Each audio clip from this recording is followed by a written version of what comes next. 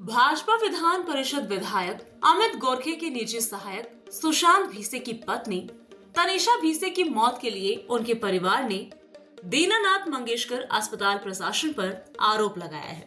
परिजनों के मुताबिक तनिषा को प्रसव पीड़ा हो रही थी और परिजन उन्हें दीनानाथ मंगेशकर अस्पताल ले गए। उस वक्त वहां के डॉक्टर ने तनिषा की जांच की और पाया कि उनके गर्भ में जुड़वा लड़कियां हैं। साथ ही परिजनों को बताया गया कि सर्जरी जटिल है। डॉक्टर ने परिवार को बताया कि इस सर्जरी में 20 लाख रुपए का खर्च आएगा और शुरुआत में उन्हें कम से कम 10 लाख रुपए देने होंगे। हमारे पास फिलहाल 2 से 3 लाख रुपए हैं और हम बाकी पैसे जल्द ही जुटा लेंगे, ऐसा परिजनों ने कहा। लेकिन दीनानाथ मंगेशकर अस्पताल प्रशासन ने इलाज करने से इनकार कर दिया, ऐसा आरोप भाजपा विधायक अमित गोरखे ने लगाया। साथ ही इस मुद्दे को विधान परिषद सत्र में उठाने और मुख्यमंत्री देवेंद्र फडणवीस के संज्ञान में लाने की बात कही।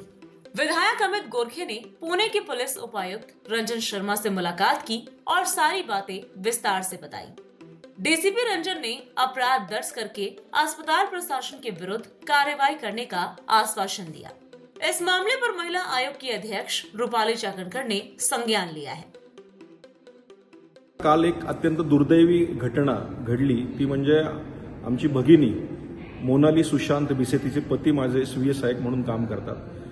ती प्रेग्नंट असल्यामुळे दीनानाथ हॉस्पिटलला डिलिव्हरीसाठी ऍडमिशनला गेलेली असताना आणि पोटामध्ये तहानी 2 मुलं होती, जी जुळी होती आणि तिथे तिला 10 लाख रुपये अर्जंट भरा, नाहीतर आम्ही ऍडमिशन देणार नाही असं सांगितलं गेलं। 3 लाख रुपये भरण्याची तयारी असतानाही त्या ठिकाणी आम्ही ऍडमिशनच देऊ शकत नाही, क्रिटिकल शस्त्रक्रिया आहे असं सांगितलं गेलं आणि ऍडमिशन नाकारलं गेलं। त्यानंतर मंत्रालयातनं फोन गेल्यानंतरही तिथल्या ऍडमिनिस्ट्रेशननी ते झुकारून त्यांना ऍडमिशन दिलं नाही आणि त्या धावपळीत दुसऱ्या हॉस्पिटलमध्ये जावं लागलं। पण त्या दुसऱ्या हॉस्पिटलमध्ये गेल्यानंतर त्या ठिकाणी ट्रीटमेंट मिळाली, त्या ठिकाणी त्यांना 2 जुळ्या मुली झाल्या, पण दुर्दैवी त्या आईचे त्या ठिकाणी मृत्यू झाला।